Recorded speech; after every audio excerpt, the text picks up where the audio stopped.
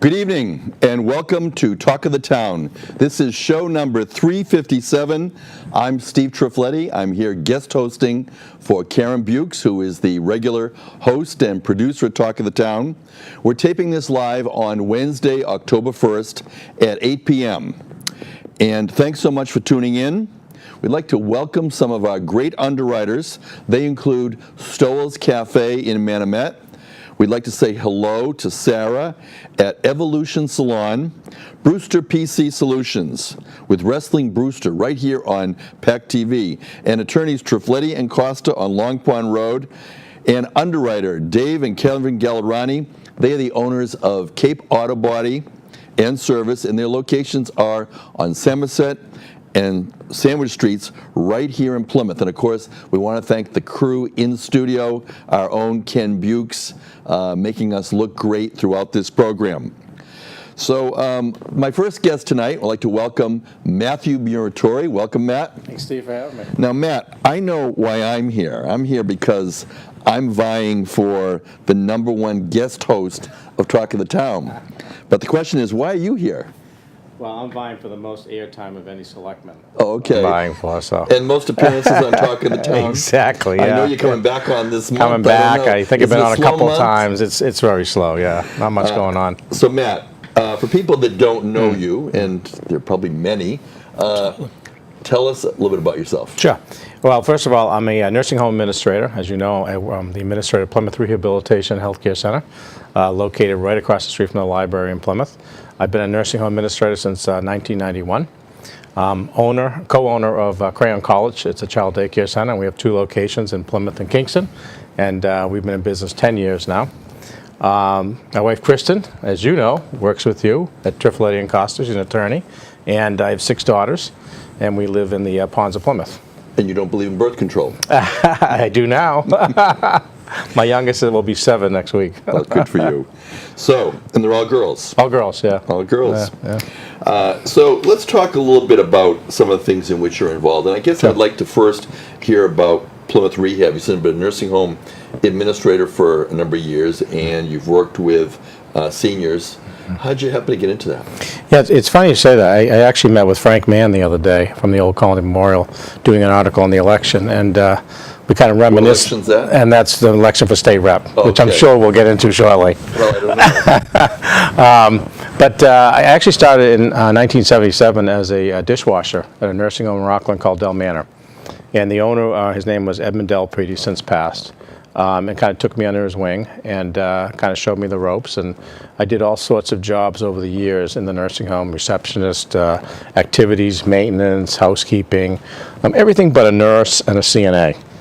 And I have a lot of respect for what they do because I could never do what they do.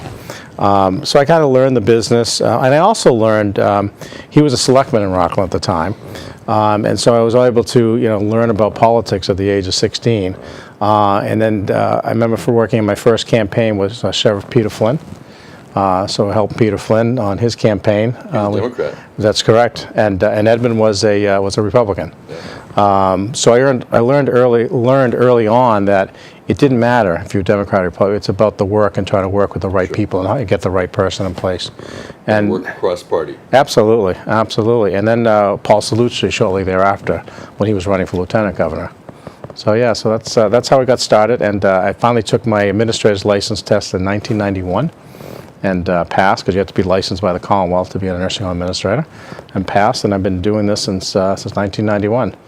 Now, I know years ago they all were called nursing homes, and now they're rarely called that. You call yourself Plymouth Rehabilitation and Health Center? Yeah, healthcare center. Yeah, when I was telling you earlier, I was at BNI East Coast this morning, and I was talking to them about nursing homes. And I always like to say, and Brenda Geller, who I work with, always says, it's not your grandma's nursing home anymore.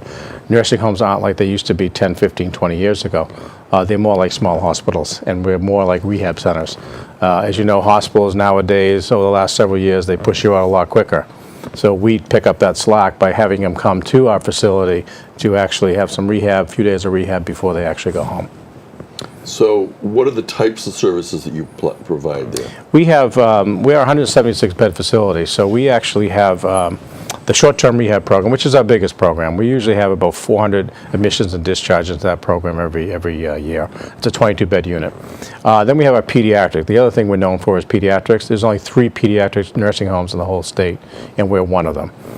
So we do have children from as young as 6 years old, and many who have been there over 30, 35 years of age in place. So we have that program as well. In that program, we have an education program. It's a collaborative program. So those that are under the age of 22 go to school there. We have elementary, middle school, and high school. We have master level special ed teachers there. We have a physical ed teacher, a blind visual person, and all the therapies involved. And then over 22, we actually have an adult day program for them. So they all go Monday through Friday for that. We also then have a dementia unit, and the state has just created some regulations that is very strict. So you can't call yourself a dementia unit unless you follow these regulations. So we are one of the only dementia units in the area now, because we've been following these regulations. Even before they were regulations, we were following strict guidelines. So we have a 38-bed dementia unit. We have now a 25-bed behavioral unit for people that have behaviors. And I talk about on the campaign trail about mental health and what a big issue that is. And so we've been able to be successful with that program as well. And of course, your grandma's nursing home. It's only a 60-bed long-term care unit for people that do need that. But we really believe that people should be at home as long as they possibly can. How old is your oldest patient? 101. Yeah. And then the pediatric, you start at 6. Yeah, I think he's now 6 years old. We've had patients as young as 3 weeks old. And how old have you had patients? 103, I remember somebody. Yeah. And our newest program is an outpatient program. Yeah. So you talk about rehab. So now we're not only doing inpatient, we're now doing outpatient too, speech, occupational, and physical therapy. Yeah. And Plymouth Rehab is involved in the community?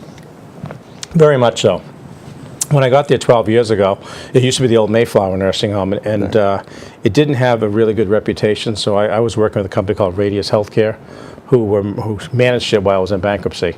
And so I learned early on that in order to get the market share, you have to be out there in the community, involved in the community, with anything you possibly can. And I'm sure you know that just from being out there, and sometimes people refer to Plymouth Rehab because they know you. Because they know me, exactly right. And that's how we built a reputation. And not just me, but other people are out there doing it as well. And that's how we built a reputation. Everybody probably in the facility is out there as an ambassador. We actually, when we do orientation of new employees once a month, and Brenda Geller and I actually tag team and do this. And we talk to, the first question we ask is, who does the marketing here? And who's our customer? Well, every employee is our marketer. And everyone is our customer, whether it's a vendor, whether it's a family member, a resident, co-workers, whoever. So we teach that right from the beginning. And of course, I see Brenda Geller out a lot, and I see your activities person out a lot. Yeah, Allison is out there a lot. Allison. Beth Barton, our director of pediatrics, is out there. We got a lot of people that are out there, yeah. Well, what's the parent company? Parent company is Athena Health Systems out of Farmington, Connecticut. And what's the benefit of having a parent company for a facility in Plymouth? Well, the benefit is they've actually been around for about 28 years, initially in Connecticut, up until 2010. So they had 19 homes, I believe, in Connecticut up until 2010 when they started buying some homes in Massachusetts and Rhode Island. So now they're up to 42 homes. And the benefit being a part of a larger group for purchasing power, buying power, all those marketing dollars, all that stuff that you can actually do, but you still get to talk to the owner. So it's not a real large one, but it's still enough that gives you the buying power. So you're involved with seniors, and I know you've personally been involved in the Council on Aging. Tell us a little bit about your involvement with that. Yeah, I've been involved with the Council on Aging since 2005 when I was appointed to the Board of Directors, and then shortly thereafter that became the chair of that board. And of course, I've always had a passion for seniors as young as 16 years old. Well, what is the Council on Aging? Council on Aging is a organization that is located next to the Plymouth North High School, and it provides services, activities for those seniors that are 60 or older. So even though it's funded by the town, It's funded by the town. But the for Council on somewhat. Aging is a volunteer board that It's oversees. a volunteer board that oversees the Council on Aging, and they work in conjunction with the Friends of the Council on Aging. And the Friends of the Council on Aging is the fundraising arm for the council. So the town provides basic services, but above and beyond type of things, the Friends of the Council on Aging will actually provide those. How much money does the Friends raise each year? I don't know how much they raise, but I know the last time I went to a meeting, which was about a month ago, I believe they had something like $25,000 in the bank. So they do a pretty good job raising funds. I couldn't guess how much they raise every year, but they do a really good job. Right. And we couldn't do it without them. Yeah. And tell us a little bit about that new facility. How does that really compare to the previous services the town provided? You know, there's no comparison. You know, it was the right thing to do for the town to do that for the seniors. The place that was on Court Street, the building is now torn down, but it was just such a hazard. There were seniors that were falling that were there. But what this facility now allows, it allows for more of the younger seniors to come, and for so many diverse programs that actually can go on there. Well, it's interesting you say that because you mentioned earlier your wife Kristen, my son Franklin, and I all volunteer at the Council on Aging once a month. We provide legal advice, and often I see my contemporaries there, which I really don't think of myself as someone who's going to be using the services, and yet they're there for legal advice, they're there to participate in the activities, because really, as you say, younger seniors, you know, those that are my contemporaries, that facility really brings and offers a lot more to everybody. Absolutely. It's sort of like I said about the nursing homes earlier. It's not your grandma's nursing home anymore. It's not your grandma's senior center anymore. Right. And the baby boomers are, you know, coming of age, and you know they're looking for, you know, they're retired, so they're looking for things like, you know, yoga and, you know, whatever other active activities they can actually do. And the Council on Aging actually performs that duty. You know, I wish we could change the name Council on Aging and call it something different. Not a good name. I'm even calling it a senior center, but we've never been able to come up with the right name for it. So. Oh, that's interesting. We'll have to brainstorm on that. But speaking of names, what's BNI? BNI is Business Networking International. It's a worldwide networking organization, business networking organization, with a structure to it. And it's sort of having a business meeting once a week. And as you know, you and I belong to that, the BNI Pine Hills Partners, and we meet at Mirbeau every Tuesday morning. How's that working out for you? I've been on almost 4 years now, and it's worked out tremendous. We started out with around 60, 65 members. As we built it up, we're about 40, 45 now. And it's great connections with other business people. You know, not only just, you know, friendships and relationship building, but it also helps with business. And those other 45 people are your marketers for what you do as well. And they give us, you know, they give you referrals, you give them referrals, you get other people to give them referrals outside the network as well. And it's just really a great way to increase your business. Studies have shown within BNI that the average person will gain about $44,000 a year more by being on a BNI. They're looking to grow it to about $60,000. And you can do that by meeting with, you know, different folks one-on-ones and other things that you can do, social events, what would you say? Would you say, but for BNI, Plymouth Rehab has enjoyed some of that? Yeah, absolutely.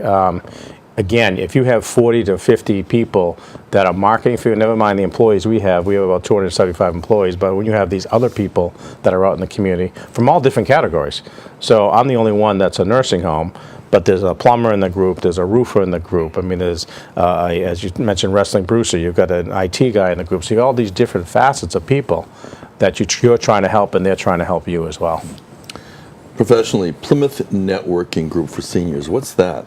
That is, it's a group that a few people started probably about 3 or 4 years ago, and it was a group based just in Plymouth, and meeting once a month just to try to see what we can do to help out seniors. One of the first projects we worked on was called Project Lifesaver through the Sheriff's Department. Lisa Budge Johnson was very instrumental in this program, and it was to try to raise funds, get together, try to raise funds, create awareness of what we all do, but it's usually all healthcare people. But the raising the funds had to do with their ankle bracelets that you can purchase for people that have maybe Alzheimer's or autistic kids, that if you're afraid they're going to leave the house, you're not going to be able to find them. By having these bracelets, it's a GPS system, and you're able to find and track these people down within 30 to 35 minutes. That was our main mission initially. Now, there is a service club, Rotary, in which you're involved. Tell us a little bit about the Plymouth Rotary. The Plymouth Rotary, matter of fact, you're the one that got me involved in that, and I appreciate that. I've been involved with that for almost 4 or 5 years now. And it's a great group of people that, it's service above self, as we say, and it's a great group of people to give back to the community by raising whatever funds we can raise through our auction that we have here at PAC TV, through the other events that we actually have, but it's about raising funds and giving it all back to the community. Matt, I see that under the caption they have you titled as Board of Selectmen. So how'd you get your start in government in Plymouth? Well, as I said, the Council on Aging was one, but at the same time, I was asked by you to actually think about going on the Finance Committee. And you were gracious enough to appoint me to that.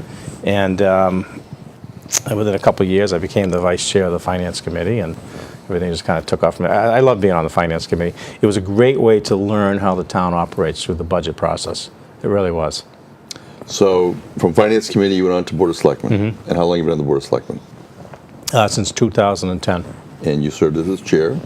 I was chair for the last 2 years, yes. So tell us a little bit about the Board of Selectmen. What have you learned by being on the Board of Selectmen? I think one of the biggest things you learn is, as a business person, as you know, you really have to listen to people and communicate well with people. But I think as a member of the Board of Selectmen, you really have to sharpen those skills even better. And you have to have more patience, too. I've learned that, too. In business, you and I are businessmen, and you can go out and you make decisions like this, and you live with the consequences of those. In government, and you have to. And you have to, yeah. In government, you can't quite do that. You've got to get so much input from people, and it just takes time. And a couple examples, the 1820 courthouse is now it's going to be a town hall.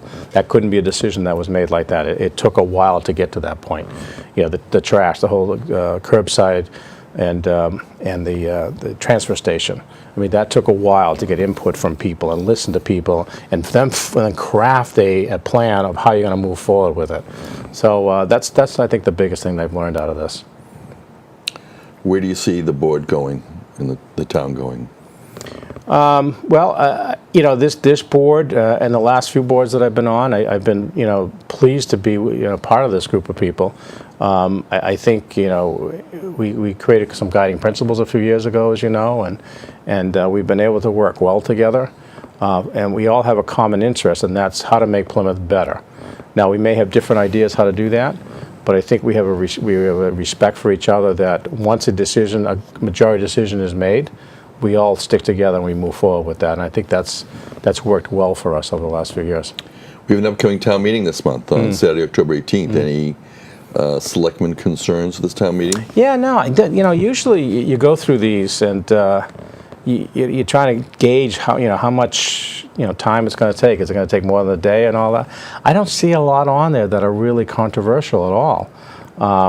There were some things that were going to come back but aren't, like the whole animal issue, but that's not coming back. So I'm not seeing. I got the full packet last night and just quickly looking through it today, and I don't see a lot of glaring issues out there. I'm not hearing a lot of glaring issues. And as you well know, I formed a committee on electronic voting, and there's a recommendation, and the selectmen voted unanimously to support it.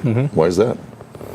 Well, I think it's coming into the 21st century now, and I think it's for accountability. I think people, and it's people like to see have that accountability, make things as transparent as possible, and by doing this, you can tell every single person and the votes they have taken. Yeah, and I did a little accounting with Mike Galla, the assistant town manager, and I think it runs about $15 per town meeting member per session, which, given the benefit of the accountability, seems like that's a good price. And we're leasing it instead of buying it. I think that made correct. sense to us as well. Right. Yeah. Because technology changes so much, so who knows what it'll be like in 5 years. That's true. Anything else about town meeting that you'd want to mention? No, I think it's going to be pretty boring this year. I really do. Well, we'll be We'll be well informed, though. We'll be having electronic voting throughout this town meeting this time. We're having That's the vendor great. come, and from start to finish, we'll be voting electronically on any vote that's not a voice vote. I think if anything's going to be coming out, it's the rest of the union contracts are actually coming up. As you know, in the spring, we had the fire contract union come out, and there was a lot of controversy about that, and that passed. So that opened up all the rest of the contracts. So I think we've been able to go through all those contracts and been able to give, everyone has agreed on what those are. So I think you're going to see more of the contracts coming back. I don't think it's going to be controversial, but I think it's going to be, there'll be some presentations on that and how we got there. So when I started out in government, I started out in town meeting and school board, school chair, and then I saw there was a real need to help the community in the town meeting as moderator, and I ran for that and have been doing that for many years. So you've mentioned FinCom and Selectman. So what has caused you to come to the conclusion to maybe move on? You know, Steve, I believe everything's timing, and it's being at the right place at the right time, and I've really been fortunate enough to be there. I think I was fortunate enough to be in the position in 2005 when you had an opening on the FinCom. I think I was fortunate enough in 2009 when, there was an opportunity to run for Selectman. And I think there's this opportunity now with the Senate President, Theresa Murray, now retiring, and Rep. Vinnie DiMacedo now, after 16 years, is going to go for her seat. It just kind of opened up, and I was chairman of the Board of Selectmen at the time that happened. So, Chris and I, as you know, debated this for quite a while, many months, whether the pros and cons of doing this, and we could never come up with a con. So we finally said, let's do this. Let's just do it. The timing is right. You may never have this opportunity again. So that's why we did it. And with all your activities and interests, she must be a saint. God, she is. Absolutely. Absolutely. And again, there's nothing we don't do without talking about it together as a family. And it was important that we were both on the same page with that, because I couldn't do it without her.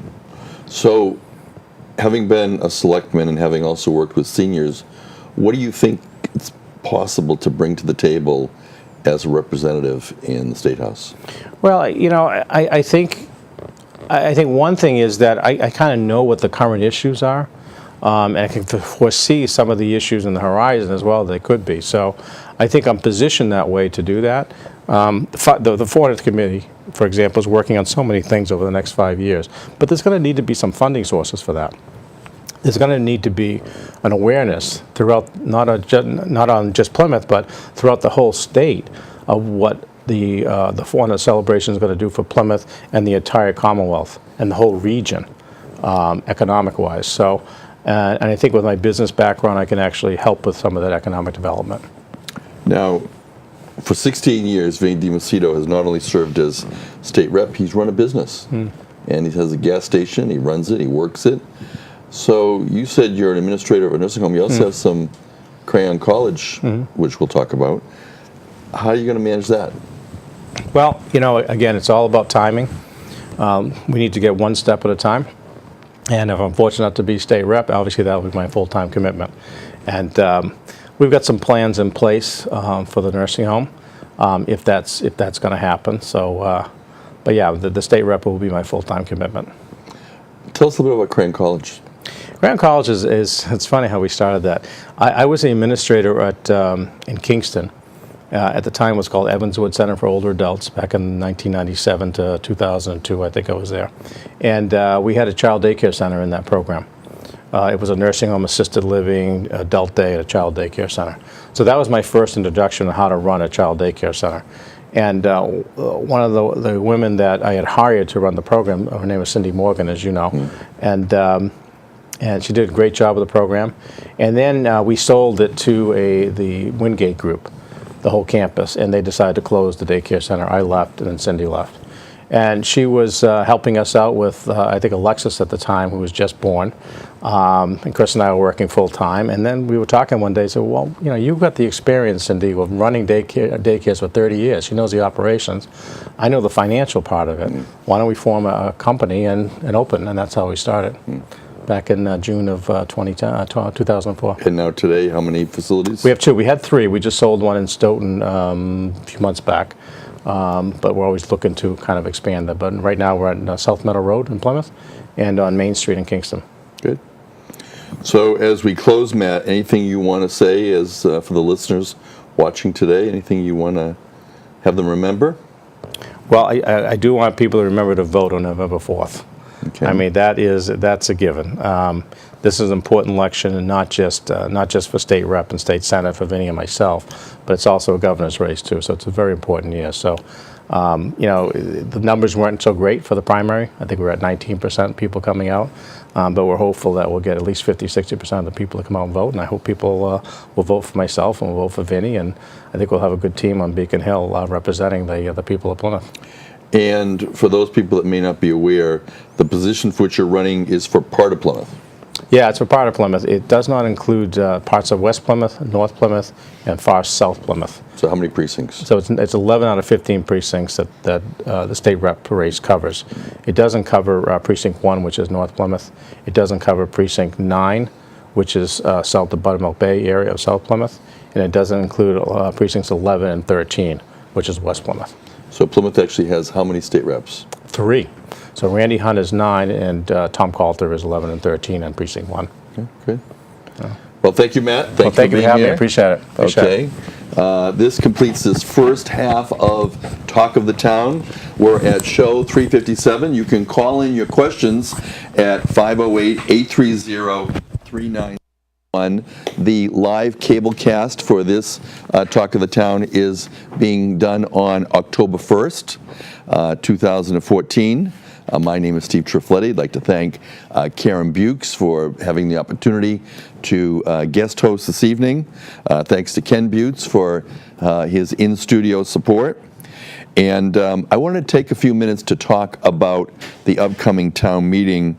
We have it on Saturday, October 18th. It is at 8 a.m. It is at Plymouth North High School. It's open to the public. There will be a town meeting preview next Thursday, which is October 9th at 7 p.m., hosted by me at Town Hall. And this is the first day of the month, and for the month of October, it is Charter Review Month. For this month, you can contact me at my office.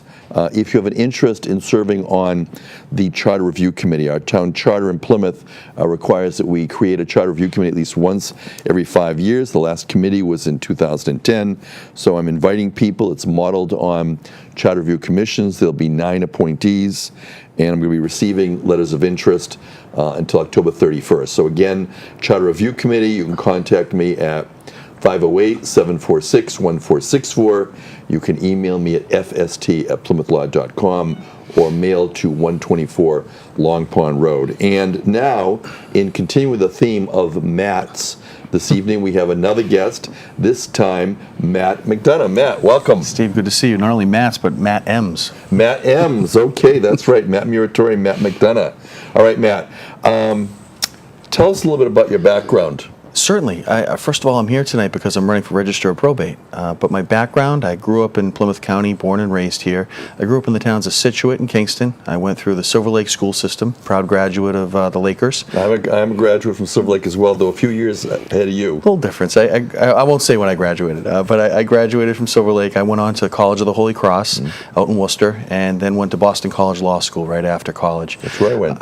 Yeah, and I was very, very lucky. Not only did I get a great education from the Jesuits, but I also met my beautiful wife, Suzanne, when I was in law school, which is perhaps most important.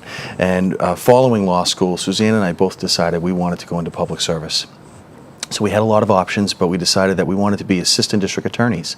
I went to Norfolk County, and I worked there for 10 years. My wife, Suzanne, still works in the Plymouth County District Attorney's Office over in Brockton. So I finished up my career as an assistant district attorney after 10 years, about 2 years ago. And then I started a small practice with my father, Joe McDonough. So we're out of Norwell. We live in Marshfield, Suzanne and I. We have 3 beautiful kids. Kara is now 5 years old. Coleman, our precocious one, the middle child, is now 4. And little Katie just turned 1 last month. So we're very busy people. On the civic end, I always try to give back to the community. So I started, when we first moved to Marshfield, I started by running for school committee. And I served in the Marshfield School Committee for 3 years. And I had a wonderful team of people to work with. We identified some needs that needed to be met in the community, and one of them was full-day kindergarten. So we partnered up with many different people to find new space for full-day kindergarten, and by the time I had left the school committee, they had a plan for the very first time that Marshfield had full-day kindergarten available for people in town. So I was very proud of that. I went on to the Board of Selectmen from there. I'm now in my 2nd term on the Board of Selectmen, and we've had some real battles on the Board of Selectmen that have helped Plymouth County families well beyond the boundaries of Marshfield. And 2 of them that I work on still to this day are the FEMA flood map issue, where we've been working to deal with FEMA's, what I would say, excessive flood map expansions over the last few years. We filed an appeal working with the Marshfield and Situate Boards of Selectmen. That appeal has now frozen those expanded FEMA flood maps for all Plymouth County families, every one of the 26 towns in the city of Brockton. I mean, Plymouth. All of Plymouth, including Plymouth as well. Right. So FEMA basically said, your appeal has merit. We're going to have a scientific review panel where Marshfield chooses 2 representatives, Situate chooses 2 representatives, and FEMA chooses 1. And those 5 scientific experts are going to review the newly expanded maps and determine if they have a scientific basis for those maps. Obviously, our position is that they've been very over-aggressive, and the science was based on the West Coast wave models, not East Coast. I've also worked on prescription drug issues. That's something near and dear to my heart. I lost a very close family member 10 years ago to drug overdose. And one of the opportunities as a selectman I saw was to try to get prescription drugs that are unwanted out of people's medicine cabinets. So we started a program. We had a brand new police chief who was very excited to bring in some new programming, Chief Phil Tavares. And we decided to borrow a great idea from Norfolk County and bring med return boxes to Marshfield. So essentially, if you're done with a prescription, like many people are, you use it for what you need it for, and there's still extra pills. You don't know what to do with them. You can't flush them down the toilet because they end up polluting the water, and you don't want them in the house because somebody may use them who shouldn't be using them. Bring them down to the police station. It's anonymous. You drop them off in the box. No one will know that you did it. No one will ask any questions. And we took tens of thousands of pills off of the streets of Marshfield and out of medicine cabinets and got them into a place where they could be disposed of properly. It was such a success that I brought it to my friends in Pembroke, and on their Board of Selectmen, they were so excited to have that be part of their town, and their chief, Chief Wall, he decided he would have that installed in his police station as well. From there, the Plymouth County District Attorney's Office ended up taking the idea and running with it and using forfeited drug money that drug dealers lose after they go to trial and they're caught by the police. We take that money. The Plymouth DA's office is now purchasing those med return boxes for all Plymouth County communities.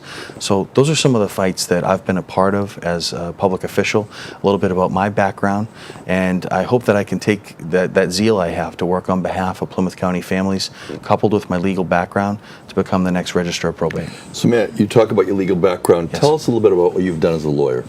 Well, most of my time has been spent in the District Attorney's office. I started off in the DA's office in Quincy District Court, one of the busiest district courts that you're ever going to find, and it's much like Brockton District Court. I've been to both. Yes. Yeah, and it's kind of a triage type of atmosphere. When you're a young ADA, you've got hundreds of cases coming before you.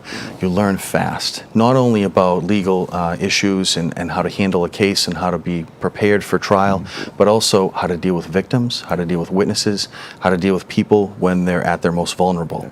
And it's a great, I heard you earlier talking about Plymouth County Bar Advocates, but early in my career I did a lot of court-appointed work. Yes. And you could get 10 or 15 cases a day, and it's a great experience to be able to just juggle all those people in all those cases. And that's part of my practice now. Right. I'm a bar advocate both in Norfolk County and in Plymouth County.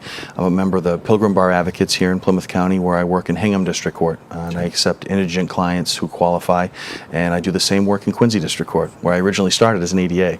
So it's funny how some things come full circle in life. And following my time in District Court, I went up to Superior Court, and I also became deputy chief of all 5 district courts in Norfolk County. That was a great honor to have, to be able to work not only with my colleagues who were prosecutors, but all the other staff members to try to make sure that we have everything available to all of our witnesses, all of our victims, make sure our trials are prepared properly, our ADAs have the training that they need. It was a big job, but I loved being a part of it.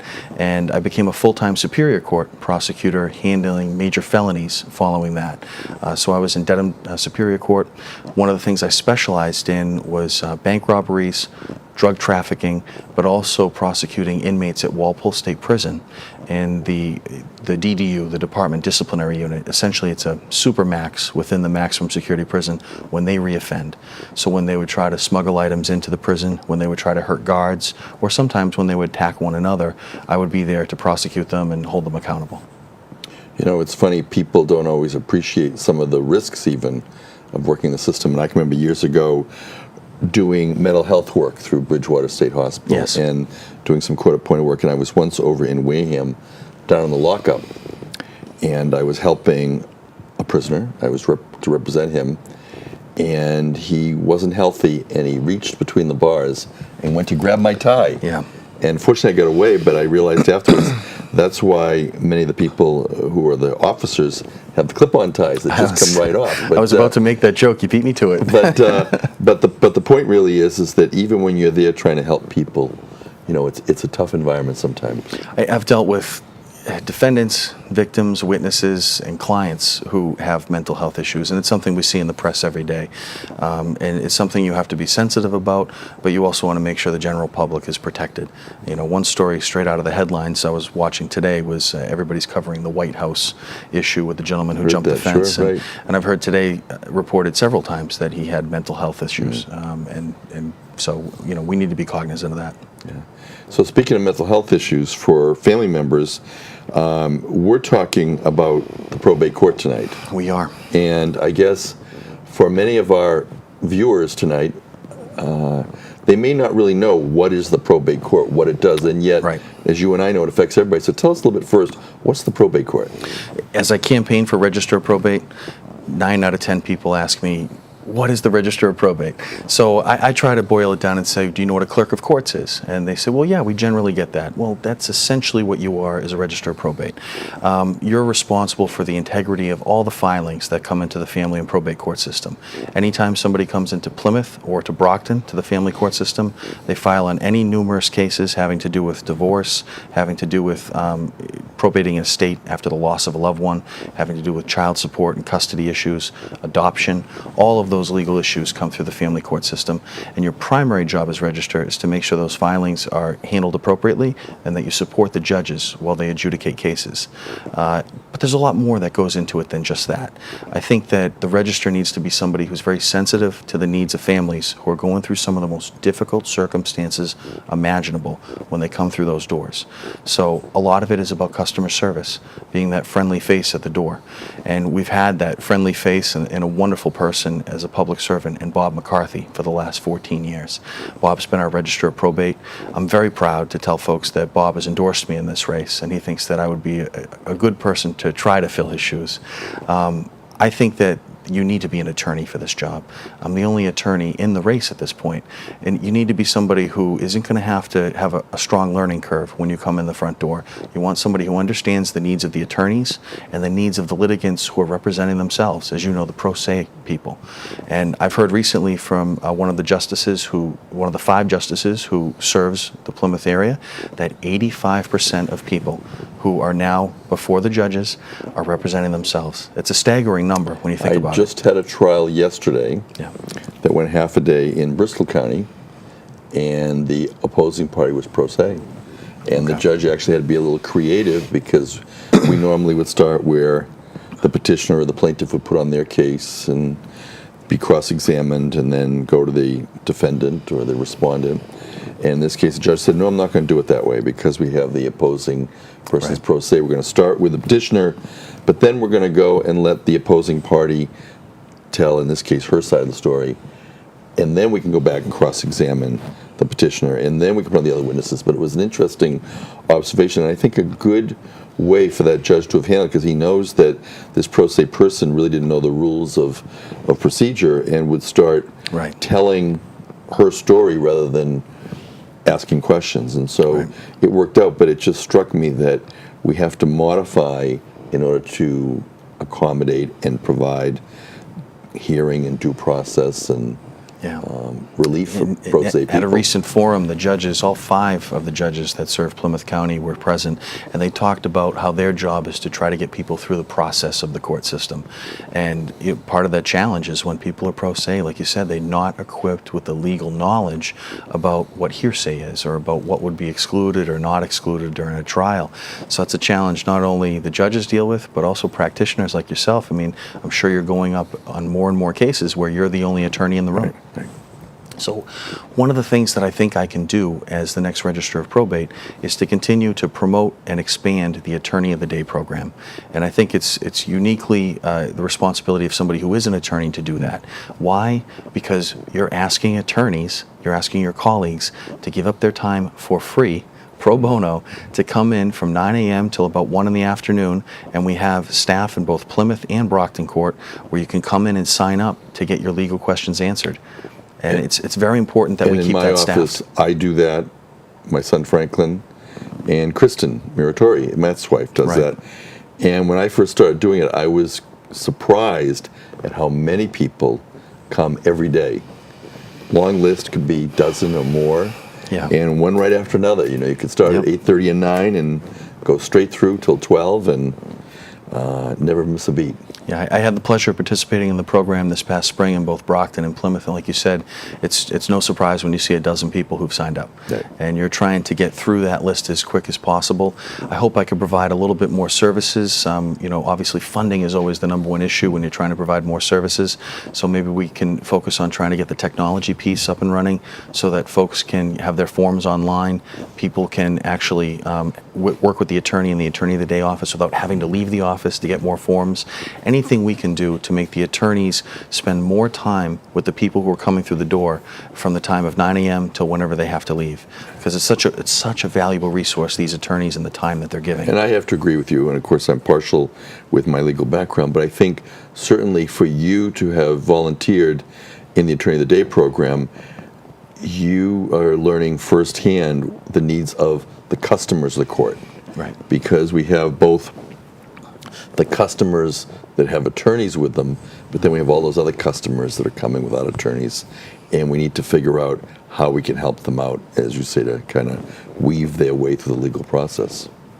So I'm excited about the opportunities this job presents, not only just on what it requires the Register to do, but what we can do beyond that to try to help not only the pro ses who are going to deal with the Attorney of the Day program, but also folks who have specific problems that you and I are intimately familiar with in the area of domestic violence, substance abuse. Those issues are usually very tightly tied to the problems people are having when they end up coming looking for a divorce. And you know, you deal with so many people, you don't know why somebody's passed away when someone's there dealing with probating an estate. And you find that there are a lot of people who are suffering these days from overdoses. And the number of this, it's staggering, the number of cases that are going on in the South Shore right now. It really is an epidemic. So I like to be able to identify people's problems at the front counter and be able to offer them resources that they might not otherwise know about or may not be able to ask for, because they're either too proud to ask for them, too scared to ask for them, or they just want a little more discretion. So I'm hopeful that I can model a couple of programs after what's been done successfully in Norfolk County. Register of Probate Pat McDermott has a domestic violence session where people can come in as a clinic and get more advice about temporary restraining orders, safety planning, and they can do it in an environment where not everybody is at the front counter and can hear their problems. So those are some of the things that I think, I always love to borrow ideas from other people. If somebody else has done it and it works, I'll borrow it. That's great. And you know, I have had the opportunity to practice in many counties. And you're absolutely right. And I try to bring back sometimes some of the ideas and share them here in Plymouth. And, you know, I've been to Essex County and Norfolk County and Bristol County. They all do it differently. Yes. You know, for the most part the same, but there are variations. And there's some very good things that we can learn from some of the other counties in terms of how to streamline and help things be more efficient. And we're efficient in many ways, but there's a lot we can do. There's always improvements you can make, and that doesn't mean that the work that's been done up till today's date isn't good. It just means that we always have to develop for the new challenges that we're facing. And I think the biggest challenge that the courts are facing is the fact that people are now representing themselves, and we need to be able to adjust to that. Otherwise, the court will become slower with issues of people not knowing how to do filings, not knowing how to handle their own cases, not knowing how to try a case. So we need to be able to be a little bit flexible, be able to support the judges when they make decisions about how they're going to try their cases, and try to help equip people with information at the front counter as quickly as possible with as much respect as possible. And there's so many different areas people think of. You've talked about divorce, but with that really modifications, contempts, custody, name change, Yes. adoption, so many things related to that. And then you talked about estates and people passing, and there's Yes. so much related to that. We haven't even talked about guardianships and conservators. Right. So there's a lot of changes that have happened within the court system. With the probate code system has changed. There's been a lot of effort that's been made to try to make things more uniform, make them more simple. Some challenges have come up along the way, and one of the unique things I found while I was campaigning this past summer was dealing with realtors, where their challenges are trying to get licensed to sell on a real estate property Absolutely. that has been incorporated into an estate that's in probate. And the informal versus formal process, and which one actually benefits somebody when they have a piece of personal real estate that's involved in the probate system.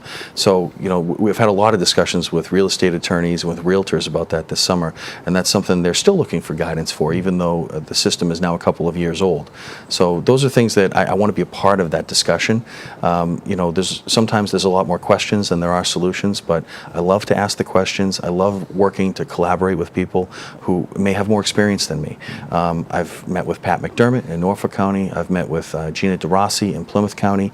I've obviously talked to Bob McCarthy at great length, and I love to be able to get as much information from experienced people and see what good ideas come out of them, that we may be able to be an example to others. And the license to sell is a good example, because it's Yeah. really that melding, that seamless web in the law between the different areas.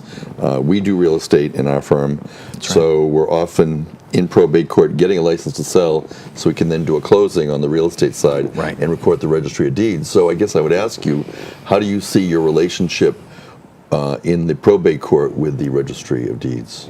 Well, John Buckley has been a wonderful register, and I have a great relationship with him because I not only serve as a selectman, but I also serve as Marshfield's representative to the County Advisory Board, and I'm the vice chair of the County Advisory Board. So another position most people have no clue what it is, but essentially it means it's the legislative body for county government. We set the budgets for the Register of Deeds, for the county commissioners and the county treasurer. So I have a history of working with Register Buckley over the years on many different issues, and not only that, but he's also across the parking lot from the Plymouth offices in Oberry Street. So I would always have an open door policy with our register, be able to talk with him, be able to get his wisdom, his experience, and I'd always be willing to incorporate any ideas he has into what we can do to help people and help the realtors, help the attorneys. It's obviously a very high stress situation when you're trying to sell your home, and the last thing you need is to have one last thing come up with the registry of probate that you didn't expect. So I'm somebody who's going to be there to answer the phone. If somebody has a problem and I can help them in any way, I'm going to do it. I'm going to be that friendly face. Now, Matt, for people that don't know, where is the registry? Where is probate court? Probate court, we have two locations in Plymouth County. One is in Oberry Street, where you have the trial courts, and you also have Superior Court, District Court. You have the Register of Probate's office, and then across the street, in the same parking lot area, you have the Register of Deeds. And then in Brockton, it's located on Main Street, again in the trial court building. So we're in two brand new buildings, which is also a wonderful thing to be able to inherit, should I be lucky enough to be the next register, is that we have great facilities when people walk in. They're clean, they're comfortable, and they also have, I love the fact that they had the foresight to build the Attorney of the Day offices right next to the front counter. So you have that synchronous relationship all morning long, in case you do need to leave the room and get something or have a quick break. It's nice when you can walk out the door and actually you're right there with staff, and Yeah. you can have a good conversation to try to help people. So it's a wonderful opportunity for me because I love the law and I love public service, and I've done a lot of things to try to help Plymouth County families in my career. I think this is a great step for me, and I think I have a lot that I can offer families as they come through the front door. And the facility sounds like a small piece, and yet having practiced so many years that I was in the old Brockton District Court, I was in the old Right. Plymouth District Court, Right. the old Plymouth Probate Court. These facilities are magnificent, and probably the one thing that's really good is I think it lowers the stress level a little bit. People are very stressed out. It does. Anyway, but It at least does. to be in a facility that can accommodate you really makes a difference. And I'm sure as a practicing attorney, you'd agree with me. Love it. As an ADA and an attorney who represents indigent people, the stress level involved in a criminal prosecution is strangely enough usually less than what's involved in a family situation. When people come in and they're dealing with a divorce and they're trying to figure out how they're going to divide assets and make payments and handle their child custody issues, tensions run very high. So it makes it that much more important that you have a nice physical area, a clean area, an airy area, a light area, but also to have people at the front counter who are going to be there to help you and be friendly. I definitely want to focus on the front counter as a register. Make sure that we have staff at the front counter so folks don't come in and wait. And make sure that we have some cross-training as we go down the road. That's a great recommendation I've heard from a couple of other registers, to try to make sure that if somebody's not available that day and they focus on one particular area, that somebody else may be able to step in to facilitate whatever process needs to go on with forms being filed, a date on a case, or anything of that nature. So Matt, we've shared this before, but my first venture into county government was running for county commissioner back in 1994, and things were much different in those days. Plymouth was not as much of a player, certainly, as we would be today with the increased population, not only in Plymouth but in the surrounding communities. But one thing I learned being on the campaign trail, as you are, is people did not really understand or were aware of county government. So, Right. what would you say to somebody watching in terms of county government, and maybe talk a little bit about what is the area that is covered by the Plymouth County Register of Probate? The Register of Probate is elected by the residents of Plymouth County, all 26 towns in the city of Brockton. However, the Registrar's office is not part of county government. The Register of Deeds is, but the Register of Probate is not. Register of Probate's office is under the trial court system. So that's one thing people always ask me right off the bat about whether they like county government or they don't, and I politely just try to redirect them and say, well, this really isn't county government, but I do wear a county government hat, being on the advisory board, so I'm always able to answer their questions. I think the county government has come a long way in the last few years. We're now in a situation where we have a lot more cooperation from the state when it comes to getting our rent paid. They rent offices that we have in Hingham District Court, Wareham District Court, and Brockton Superior, and our county commissioners have worked together very well, and with our treasurer and our Register of Deeds, to try to come up with inventive ways to get more revenue back to the county so that we can provide direct services. As you know, at the Register of Deeds office, we send our money after somebody pays their fees to the state, and we get a minuscule amount back to the local government, and it stays with the state for them to decide how to spend it. So we've filed legislation to try to correct that and increase the amount of monies that come back, and the commissioners have done that, Democrat and Republican working together. So I see county government as finding its own niche in a modern era in Plymouth County. There's a dredge program that's being worked on right now, and I'm very intrigued by that. I'm in Marshfield. Obviously, we earned that name for a reason, but there are lots of communities in Plymouth County that have ponds and small lakes that can definitely use a dredge program to help keep them vital so that people can enjoy them as a recreational asset in their community. So there's lots of different areas where Plymouth County, if our commissioners and our advisory board, our treasurer all work together, they can find services that can provide regional relief for individual towns and municipalities. And if they work together with one voice, they may even be able to get us more revenue back to supply other local services. So 26 towns in the city of Brockton. Right. Running from Plymouth. It's a big county. I mean, I started campaigning in January and February, and it was a little bit slow, but as you get moving, more events happen every day. Today alone, I was at 5 or 6 different events. And you're still going. And I'm still going. And we were in Marion recently, which, you know, some people in Plymouth County may not know I Marion. my kids went to school in Okay, Marion. so yeah. Marion's way in the south coast part of the county, and I Right near inadvertently, Mattapoisett. it is, but I inadvertently scheduled an event in Hull. Ooh. So I had to make it from Marion to Hull, and it ended up being an hour and 15 minutes to make it from one point to the other. yeah. So you learn the width and breadth of Plymouth County when you're run county-wide, and it's a good thing. Some people ask me, why is the Register of Probate an elected position? Should it be an elected position? The pragmatic answer is it's a part of our Constitution. So changing it is no small effort. But politically, I tell them, when you elect somebody, they're accountable. They have to answer to the voters. If you were to hire a Register of Probate to put in their 40 hours and do the minimal task of making sure that documents that are being brought on into the office are preserved and that there's integrity in those documents, they would do that. I'm sure they would. But would they do all the other things that we need our register to do, especially with the growth in pro se litigants and all of the sensitive issues that come through the front door? I think there's a lot of programming and a lot of work that's done outside of the 40 hours in the court week that the register has to do to make sure that this office thrives. So Matt, last question. Please. If people just started tuning in and joining us, Yes. what do you want them to know and remember about Matt McDonough? I want them to know that I'm an attorney who's devoted his legal degree to helping others. I've done that my whole career. I think that the Register of Probate's office is an opportunity for me to continue that path. As a selectman, as a school committee member, as an assistant district attorney, I've worked on behalf of people in Plymouth County. I want the chance to do that. I really will earn their vote, and not only after I earn their vote, I will make sure that they are proud that they voted for me. So I hope folks will check me out. I'm on the web at mattmcdonough.org. If anybody wants to reach out to me, all my information is available there. And I just hope that everybody turns out to vote November 4th. I know the primary had a lower turnout. I just encourage everybody, please, have your voice be heard on November 4th. Matt McDonough, candidate for Register of Probate, Plymouth County, thanks for being here. It was a pleasure. On Talk of the Town. Thank you so much. And as we wind up this show number 357 of Talk of the Town, again, I'd like to thank Karen Bukes, who is the producer and founder of this show. I'm delighted to be here as her guest host.